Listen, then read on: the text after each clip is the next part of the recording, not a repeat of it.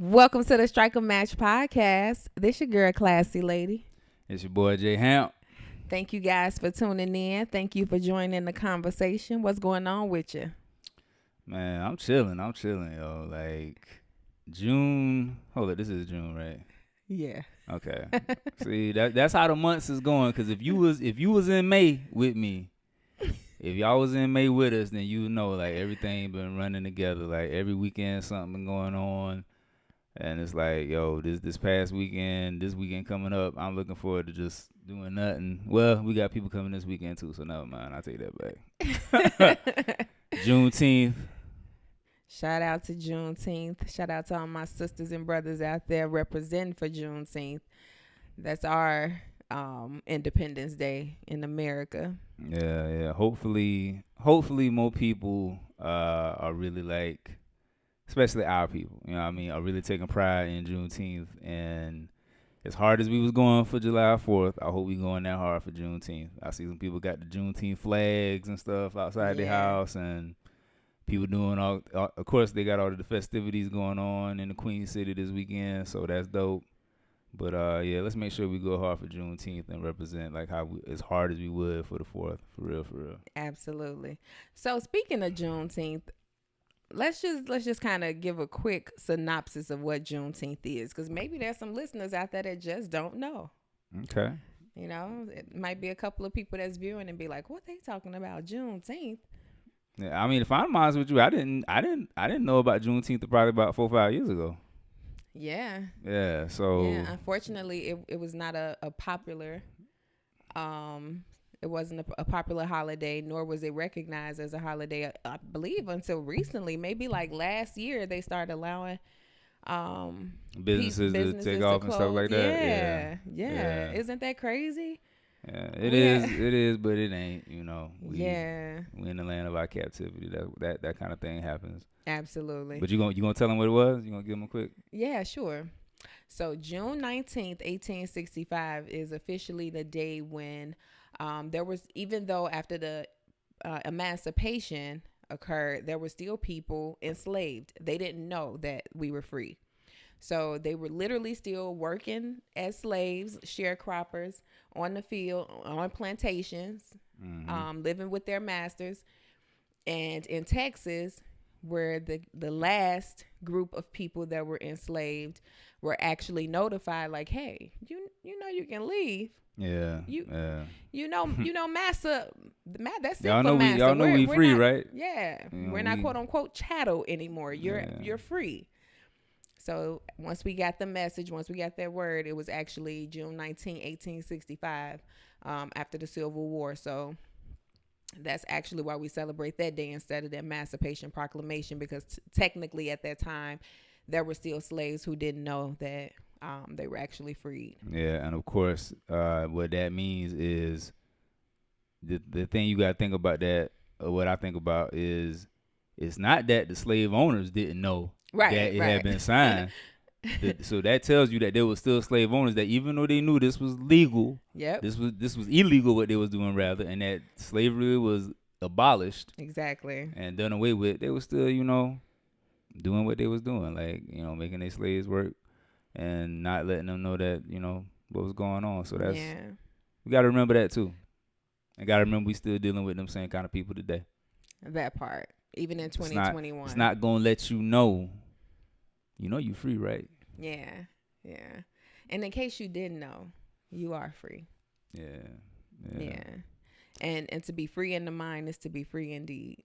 Yeah. The mind controls the body. So if you're free in your mind, you're free in this life. Knowledge is power.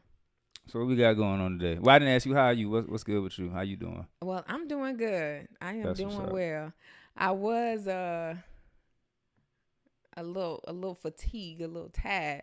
You a little tired? What you had going on? What got you tired? Ham got me back in the gym, y'all, and let me tell you, it takes a minute for your body to adjust. Man, listen. trying to get summertime fine swimsuit ready, and I'm like, dang, it is And we already only June. and so far we only two a days out the week right now. We Exactly. So ain't once even we get amp it to up, three, yeah, 4 days a week. We just been taking it easy 2 days, 30, 45 minutes, maybe a little hour. But yeah, trust me, I've been feeling it too. Trust me, yeah. I have been like, man, like But that means we actually waking up working. muscles out. Oh man, like dang, this is. But like you said, that mean we ain't in there playing around. Exactly. And Exactly. I rather that to be like, all right, we coming home sore Mhm. and whatever. Like, all right, we in there getting it. So yeah, Yeah. You getting got me ready for the busting summer. sweat. I'm trying to save my edges. You can't have me busting sweats, you know. Ladies, you know how it I is. ain't got We in the nothing to gym do with trying to be that. cute, but you still sweating hot as ever. Don't sweat them edges out, girl. Can't sweat them. Not my baby hair. Don't come for my baby hair now. Girls Oh pay for boy, this. you supposed to have your hair, ladies. Y'all supposed to have your hair wrapped up in the gym when you going to get it. You in there to work out, not look cute. I know. But sometimes the hair wraps don't match my outfit. Y'all know what I mean. It's a look. It's a whole look. That's part of working out. Whatever you got When to you look do, good, you feel good. whatever you got to do to whatever you got to do to get your workout on. If that's what you need to do, then do that. You Yeah. got it. You Yeah. got it. But other than that, I'm doing well. Okay. What we talking about tonight, though? Man, tonight is a topic. Honestly, when I think about it, like it needs to be talked about. But when I think about like the position we in with it, Yeah. it kind of scares me, yo, for real. I ain't even gonna lie to you. Like, in all seriousness, almost, it's kind of scary the society and culture that we living in right now with what we getting ready to talk about. And have you ever been in a situation before we just Mhm. get the topic where it's like, um, you might be dating somebody, or it could be a kid, it could be a parent-child relationship too, Okay. but it's like this person is so used to getting their way Mhm. and so used to getting everything that they want Mhm. that it's like you hear the person that the not that person, but the person that they're dating, or you hear that parent say these words, man, I created a monster. Mm. I created that monster. Mm. Are we And creating monsters? we dealing with some monsters out here with what we talking about right now. Yeah, I mean it's Drop it from like it's a full society of it's my party. I cry if I want to. People think it's their way or the highway, yeah. and unfortunately, this whole cancel culture, Mhm. when it's taken out of context, it Mhm. is very much an entire generation or group of people that are acting like crybabies. Yeah. Yeah. Cancel culture or crybabies. Which one is it? Which one is it? And why? And and how did we get there? And how do Yeah, we get out of there? yeah, Because and it's crazy because I feel like it kind of started off. I feel like the cancel culture thing kind of started off like kind of noble and honorable. yeah. Where I feel do like believe that. we were canceling people Mm-hmm. on the premise of like things like they was doing something racist or sexist or Molestation something that or was just like yeah, you couldn't really defend what they was doing. exactly. You know what I mean? Like Exactly. it was like I feel like that's how it kind of started. Yeah. Then it kind of morphed into this other thing. You know what I'm Mm-hmm. saying? It kind of morphed into this other thing where it's like cancel culture is now just like a popularity contest thing in high school, and we canceling you if we don't rock with what you saying or doing type Right. thing or something, or you not. You know what I Right. mean? Yeah. It's lost. It's lost. There's nothing substantive about it to me. Yeah. Yeah. It's just some personality cult type stuff. I don't know. Yeah. So I do agree with you that at one point it did seem like it was noble. It was a thing about dignity and respect, kind of like ostracizing the wicked, the evil Yeah. stuff. We were separating the two. Yeah, we were separating the You two. know, it wasn't that we was going to sweep this under the rug and act like it didn't happen. You know how like certain black families would be like, well, that's something that, you know, don't let everybody in the streets know. We be like, no. Yeah. If he's raping and molesting these children or these people, then we need to bring light to that. We need to let them know we ain't accepting that, and you can't sit with us. Yeah, you can't sit at this table. You're not welcome here. Right. You're not, and we're gonna let it be known that you're not welcome here. We're gonna make you feel it, right. You know what I'm saying? Right. So we was calling out that satanic, evil, sinful behavior. Yeah. That was different. Yeah. But what has happened is we have gotten to a point where people feel as though they can ostracize, disrespect, and cancel individuals who have constructive opinions. Yeah. Who really making valid points. Yeah. Who really speaking to the betterment of us as individuals. Not necessarily saying like I'm telling you what to do, but I'm going to share some light on some things that we do as a people that we possibly need to do differently. Yeah. And you know? that's the part where I say it's scary, because like I said, it started off kind of like on a more noble tip. Yeah. And now it's gotten to this place where it's like you said, anytime somebody comes out and tries to challenge something that they see that might be going on, whether that's a trend or whether that's just something we do behavior wise, right, or whether that's just something that, you know, a part of culture that we do, anytime somebody comes out and tries to challenge it, we jump on them. Right. We jump on them, and like I say, especially when the person they're trying to give you some constructive game. Yeah. They're trying to give you something that's like an improvement exactly. upon something else that's going on that is not representing us in the best light. It's not representing us as the kings and queens we claim to be. Right. It's not representing us that way, right? Yeah. And so that's alarming to me, yo. Yeah. That's alarming to me. And the thing that prompted us to even have this conversation was the whole Monique and the bonnet thing. Right. At first, when it first happened, I was like, I don't even know what this is about. Like, what is this about, Klassi? What is this even about? Yeah. And then Klassi showed me the video, Monique talking about it or whatever, and all of the backlash. And I watched, and I was like, why is she receiving backlash for this? Yeah. She's right. Yeah, you were shocked. Like, what did she say wrong? What did she say wrong? Yeah. And now it's to the point where I'm looking on my YouTube and I'm seeing on a news network that I follow, a black news network that I follow, and I'm seeing they talking about all I saw in the headline was like the debate still continues, and I'm thinking about this talk about the debate about reparations, or the debate about policing, or the debate about something substantive, right? Yeah. And the darn thing said the debate continues about whether or not to wear bonnets in public or not. I'm like, where are we going as a people? Yo, come on, man. Where are we headed? To the people that's just listening, I wish you could see the look on my face right now, yo. Like, man, what? Where are we headed? Monique came out, gave an assessment as a woman, to her sisters. Yeah. There was no name calling, no disrespect. She said something that I felt was constructive. Yeah. And then everybody jumped on her. Who are you? Yeah. You ain't my mama. What you do? Right. You got on your pajamas. And wasn't she in her house where y'all wanted to have on? Right. Like, and it was just all this like this vitriol and this hostility. Yeah. Why is it when people we need to think about this, yo. We need to think about this. Why is it when anytime somebody meets you with something that is challenging what you do, and they coming at you and trying to give you something constructive to do differently, that could probably, just be more constructive. Right. Why is it met with so much hostility, yo? Yeah. Why is it met with so much anger and pushback? I don't get it. Yeah. Crybabies. That's that's exactly what it is. It's like we're dealing with a group of people who you can't tell them nothing. Yeah. They know it all. And they know it all. And the way that they carry themselves, the moves that they make, the decisions that they make, they feel as though it's my prerogative.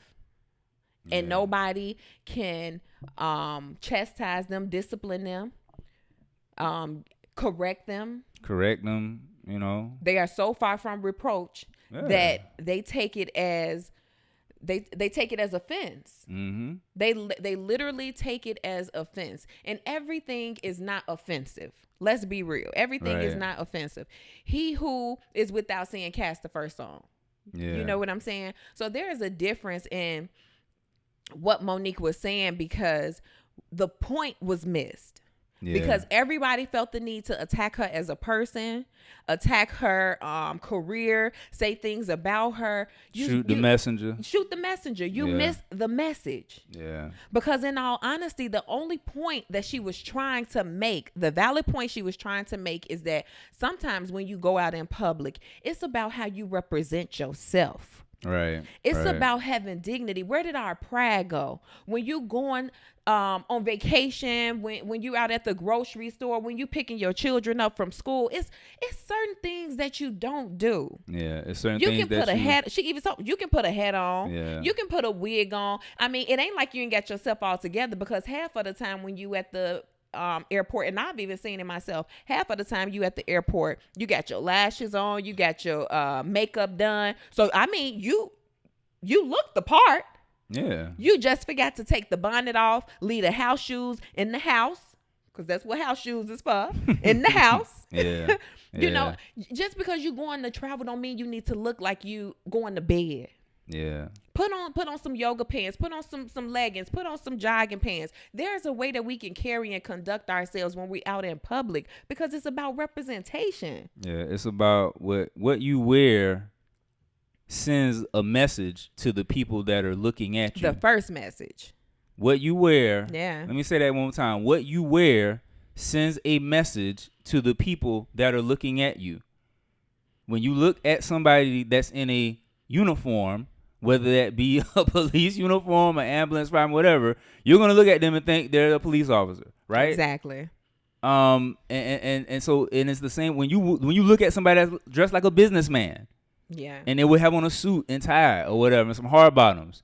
You're gonna look at that person and think, this guy does business. This woman is a businesswoman. Right. This woman is a professional. This guy is a professional. Yeah. This is a serious-minded person. Right. You know what I'm saying? Like, and it's the same. And we're not talking about nobody. I don't think she was ever saying.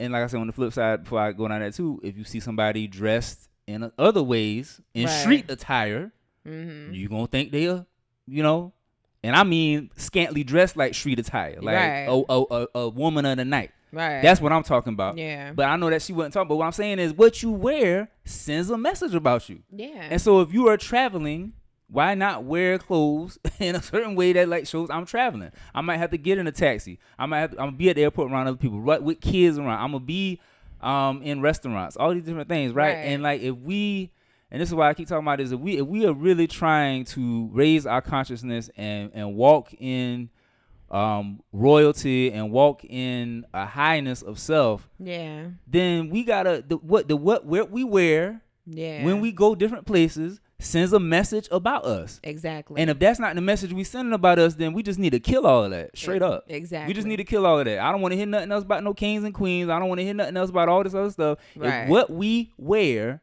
and like I said, if somebody can't, if Monique can't even say something to challenge you to say like this ain't representing that, right, then I don't get it. I don't understand. Like, yeah, I don't understand. You're gonna have some stiff-necked people stuck in the way of living, stuck in the way of life, and stuck in positions that are not pleasing unto the Most High. Because when you think about it, I think what happens is people try to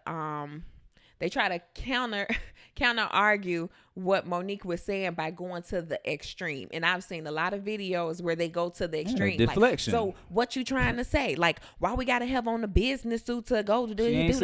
Why we gotta look all this way to do? We don't care what nobody think about us. Why I gotta do this to my hand, do this to my and do that to my clothes just to travel and all of this other stuff. And it's like, you don't have to go to the extreme, because that's not what she was saying. That's not the point she was trying to make. No. There are in between things that you can do. The regular clothing, and still be the comfortable clothing that you can put on, and it's still like you said, a deflection. You still getting away from the point, because the point is what you're wearing sends a message, but how you're dressing how it represents you as a person, that is the issue. That is the problem. There's something about a woman who is modest. Yeah. There's something about a woman who carries herself a certain way.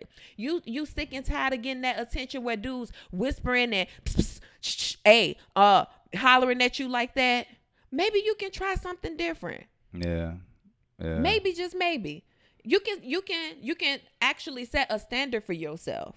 Right. You know what I'm saying? You don't have to go. You don't have to show up to the school and not a parent. Now all the teachers and the parents thinking like, here come this hood rat, because you come in here looking like a hood rat. You know, and I know it's a stereotype, but the stereotype goes with the personality type. Let's be real. And it's not just setting a standard of beauty, but it's just setting a standard of dignity. Exactly. It's setting a standard of how you carry yourself. Exactly. Your etiquette.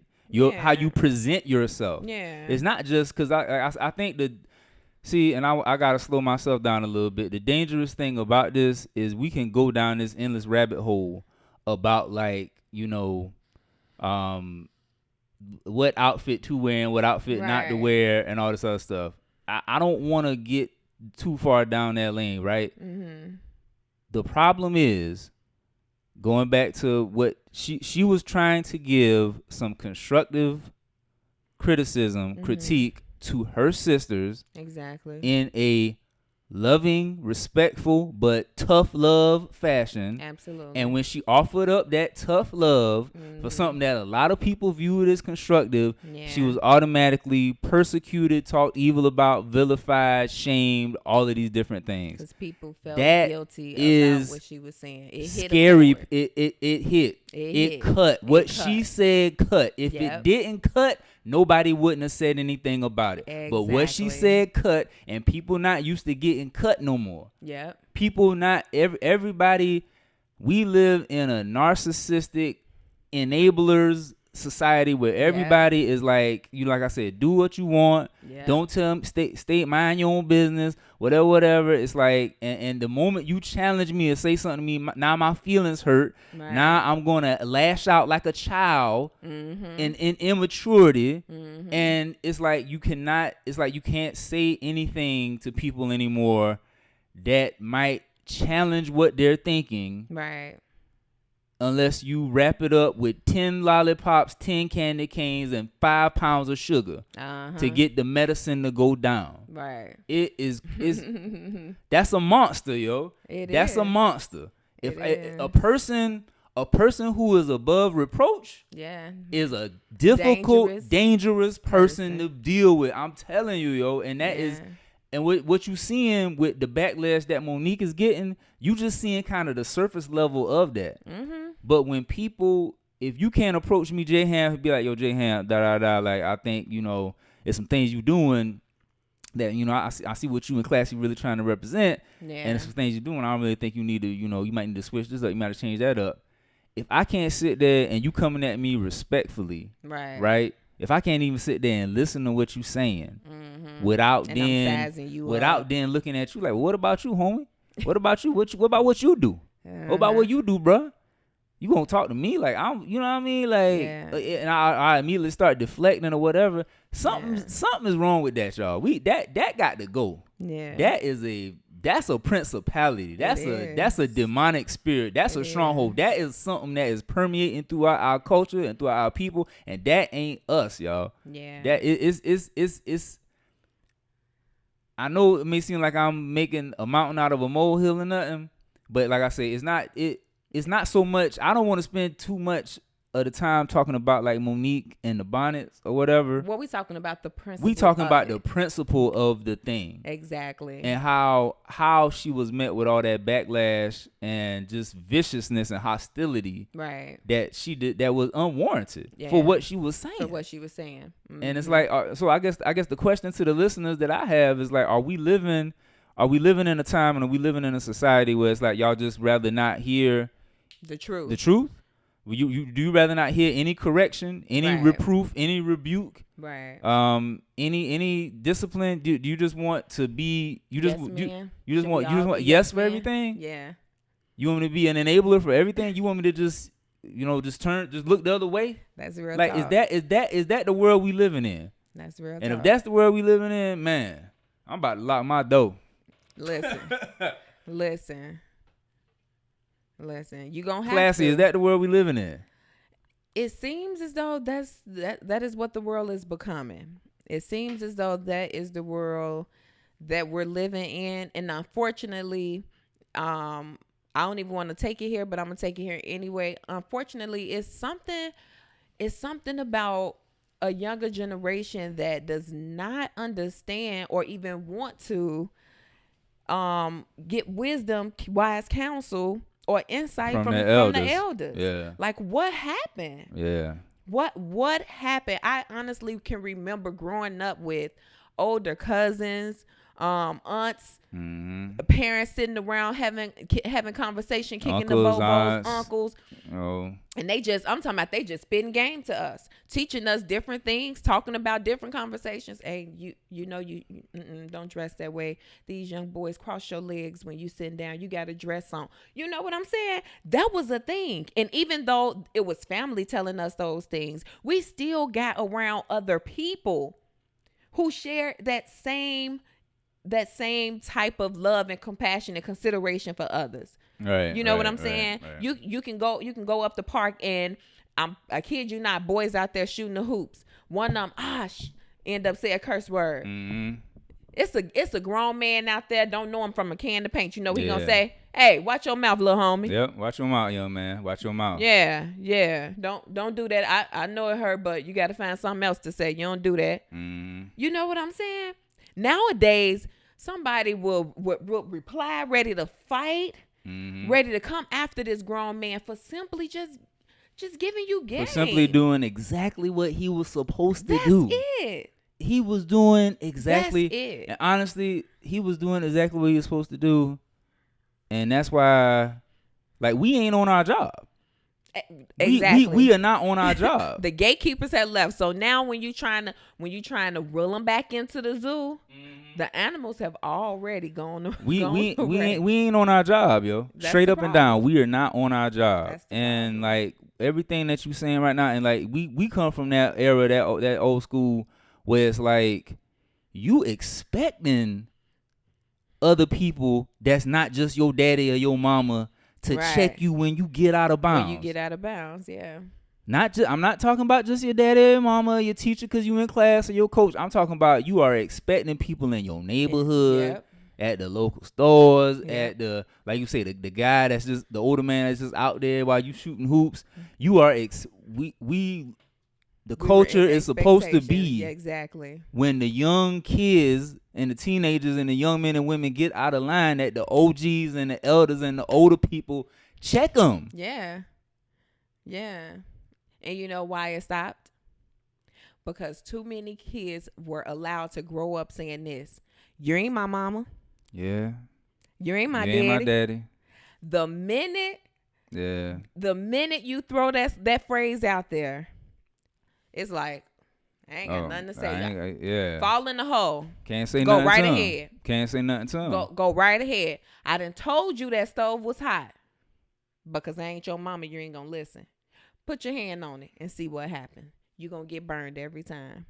And that's why so many young children and so many young teenagers are getting themselves caught up in situations, dangerous situations, life-threatening situations, that somebody either tried to warn them or were not given the opportunity to warn them because they just didn't want to hear it. They just didn't want to hear it. Cancel culture or crybabies. They just didn't want to hear it. They didn't want to hear it. Like, and so that made me think, like you said, them three words, or them words, you not my daddy, you not my mama. I'll throw something else in the pot, just Forward. seeming like, oh, my bad, whatever. Okay. I'll throw something else in the pot. The whole parents trying to be their kids' friends, as opposed to being their disciplinarian and guys. And the whole I don't know when this exactly happened too, but I feel like at some point the whole DSS coming in with the oh yeah, we gonna take your kids if we find out you spanking them and all this other stuff like that. Yeah, that got big in the late 90s. So I don't want to go down the rabbit hole there, but what I want to say, what I'm trying to get at, what I'm trying to say is like, so to the younger generation, Yeah. if any of y'all out there listening, what's up? Are y'all angry at the OGs? Are y'all angry at the aunts and uncles? Are you angry at with your parents? Yeah, be That's honest what it and is. let us Like, know what it is. what is it that? Because I'm sure if one of your little homies came and told you something, or one of your little homegirls came and told you something, you wouldn't receive it that way. Yeah, it's fair game. It's fair game, Yeah. you know. But when somebody that's older than you come at you with some game and try to send you some constructive criticism, some wisdom, some knowledge, it's like, and like I say, we know it's not all. We're not talking about everybody. We're talking about the ones that's out there doing it, which I feel like is the majority. Honestly, if I'm telling you the truth, I feel like that's the majority. Yeah. What is it like? What is really going on there? Yeah. You know what I'm saying? Are you angry? Do you feel like do you feel like that generation, the older generation, let you down? Do you look at them and be like, well, y'all not successful, y'all not getting nowhere either, so who are you to tell me anything? Right. Is it hypocrisy? Is it hypocrisy? Is it like you telling me to do this and you not doing it? Like, what is it? I really want to know. I'm asking this question because I really want to know. Absolutely. Straight up, I want to know. Yeah, I definitely want to understand it, especially from their perspective, because like you said, there may be some things that we just don't get. We just don't understand. We trying to make sense of why you feel as though you can cancel everybody and be disrespectful towards other people who are trying to give you constructive criticism, who are trying to show you, like you said, tough love. Yeah, or love. Or just to remind you, maybe you haven't been reminded or ever told, that you are a queen, you are beautiful, you are royal, you are handsome, you are a king. Maybe you've never been told those things. So when another person bring it to you, like, hey, don't carry yourself that way. Yeah. Hey, don't go out in public that way.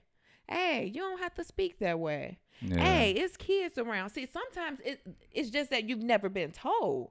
Yeah. So when you hear it coming from somebody who you don't know, you can't receive it as love, because for you, love is sit down, shut up. Who you talking to? Don't say nothing to her. That's them my kids. You see what I'm saying? Yeah. That's what you think love is. So your tainted perception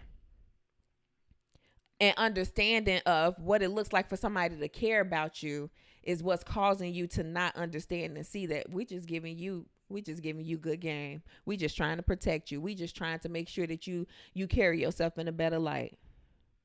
We looking out for you. Yeah. We looking out for you. Yeah. Because we do care. Yeah. And because we know that the alternative to nobody not saying anything, whether that be Monique or whoever is, even somebody just local that's not a celebrity. Right. We know that the alternative to nobody saying anything, and ever correcting you, is a path you don't want to go down. Exactly. We know. Exactly. The other day, just off you mentioning it, I'm gonna say this real quick. The other day, I saw a video from China McClain. Remember one of the sisters from Daddy Girls? Mm-hmm. China McClain. Yep, I remember that. Yeah. So she was giving a parable example of her dad teaching them about God. Okay. And so she gave the analogy about the snake in the yard. Okay. So long story short, she talked about, like, basically her dad was telling them, like, what if you was going outside to either take a break or take your dog to use the bathroom or something, and you realize a snake was out there. Okay. Yeah. So what do you do in return? You come back in the house, your friends say, "Ooh, now I want to take a break. I'm going to go out in the back too." Do you tell your friend about the snake in the yard, or do you let them figure it out on their own? Now, if you care about somebody, I'm going to tell them about the snake in the yard. Exactly. If you care about somebody, you're going to tell them about the snake in the yard. Like, I'm warning you. I'm letting you know.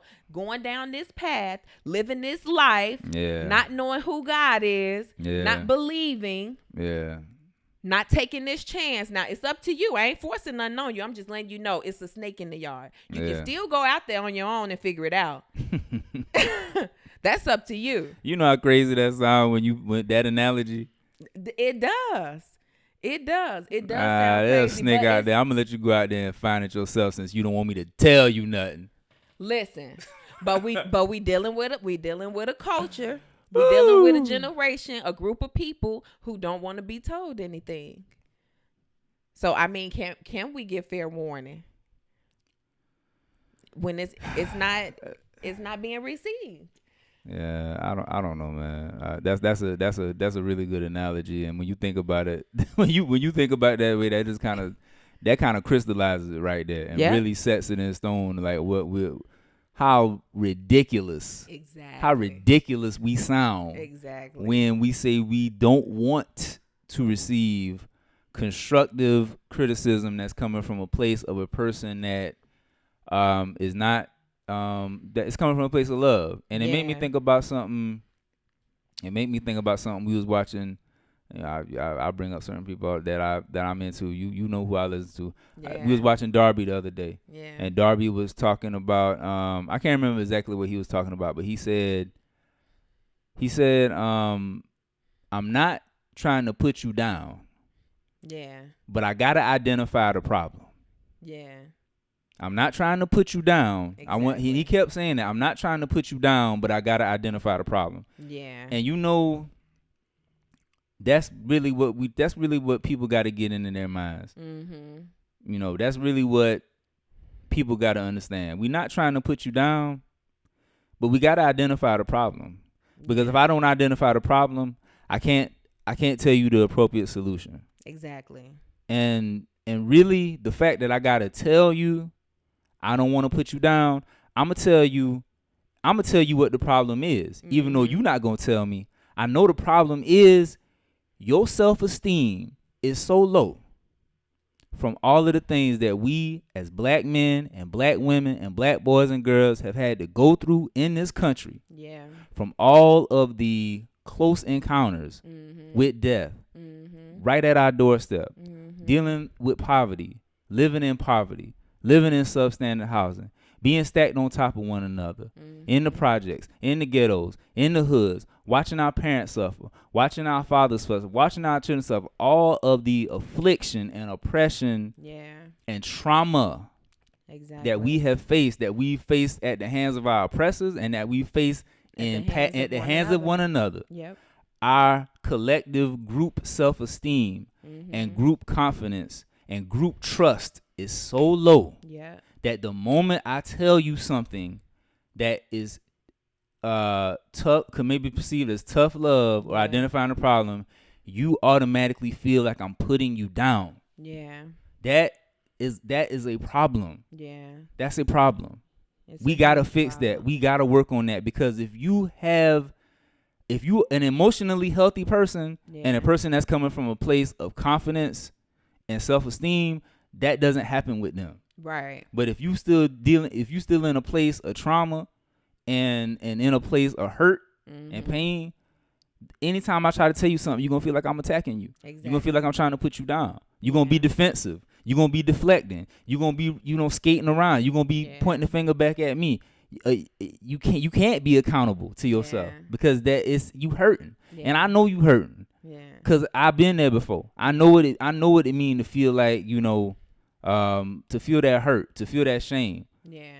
And for somebody to point something out to you that you know is true. Yeah. Because sometimes, like you said, the truth hurts and the truth can also cut.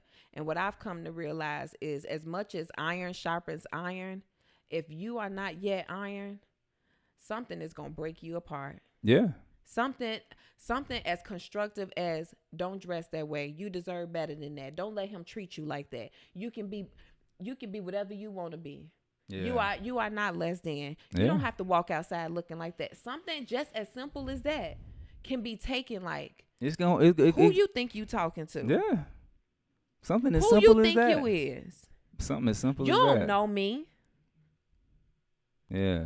It can be taken with so much offense. Mm-hmm. And it can be taken with, you wearing the face of shame. Yeah. Just the fact that you responded to it. Because one thing that, if anything else, that we need to realize in this culture, as much as you want to cancel people, if it don't apply to you and the shoe don't fit, don't wear it. Don't wear it. You don't have to respond to everything, because everything I don't think I respond to everything somebody say about black men this and black men that, and ain't no black men this, and it ain't applying to me. I don't care. That ain't me. I go to bed with a bonnet on almost every night because I'm trying to preserve. You know what I'm saying?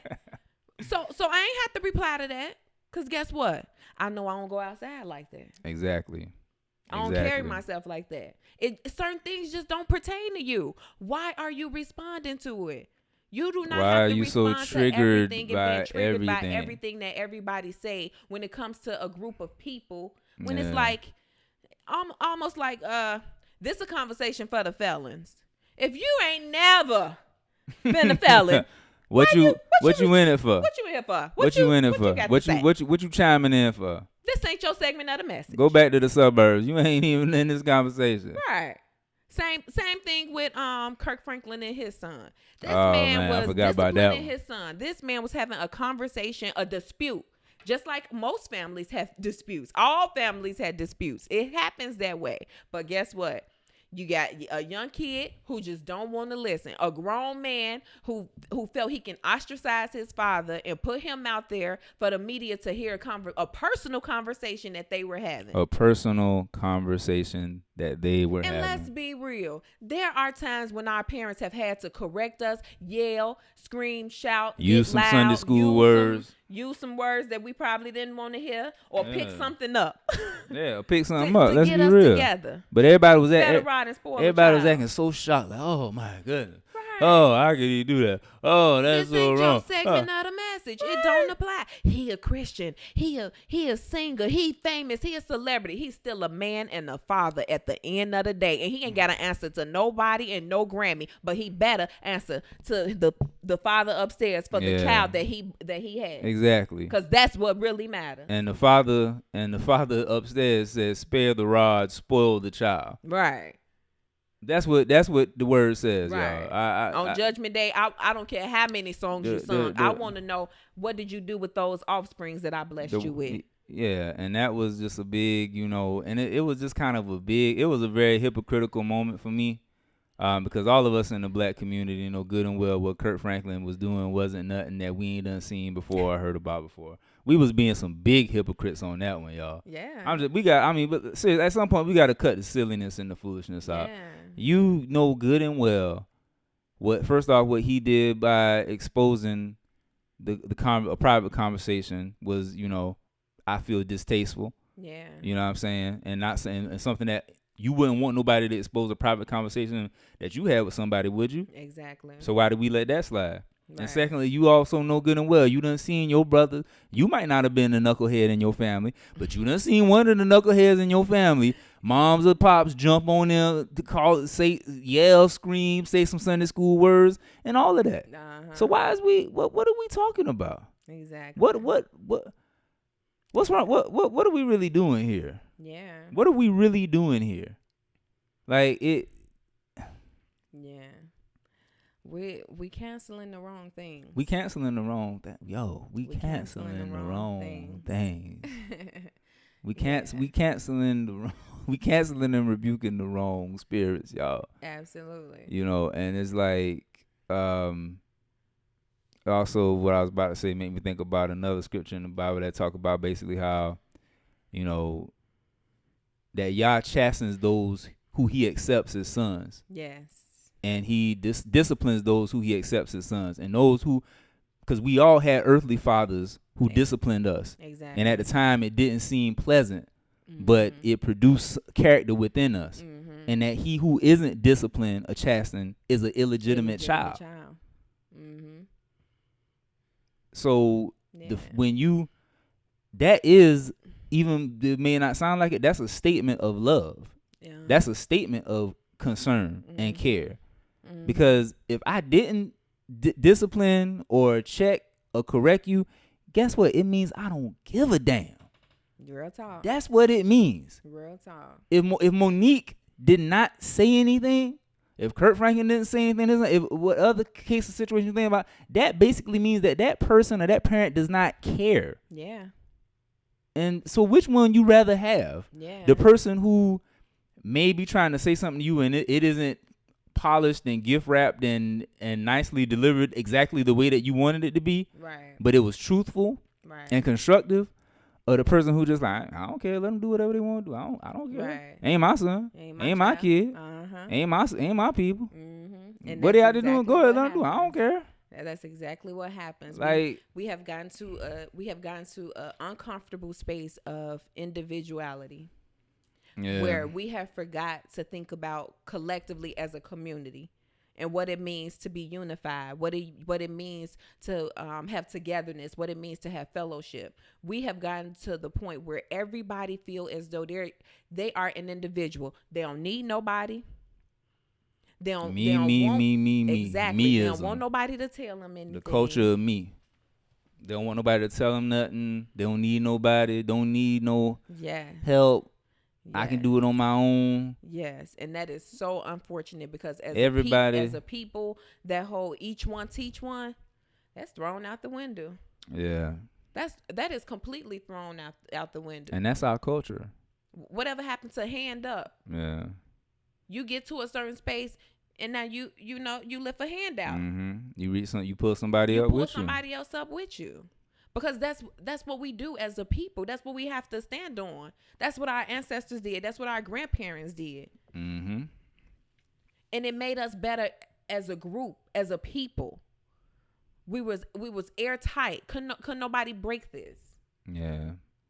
And when you forget about that and you feel as though every time somebody say something to you, you're going to take it as disrespect, then you'll never get to a place where you can grow because you don't know it all and you won't know it all. Some things are just learned from observation. Yeah. Some things are Observation and just learned from, experience. you know what I'm saying? Some things you Yeah. don't have to experience. Why would I let you go out there to see what it feels like to get burned when I just got burned? I can simply just tell you, you don't want to do that. You don't want to get yourself into that. You can simply just tell the person there's a snake outside. That part. There's a That snake part. outside. That part. Just that simple. It's that simple, yo. And if you don't take that as love, then I don't know what y'all want from us. Yeah. If that's not love, then I don't know in the eyes of the group that's coming behind us that I pray so hard for.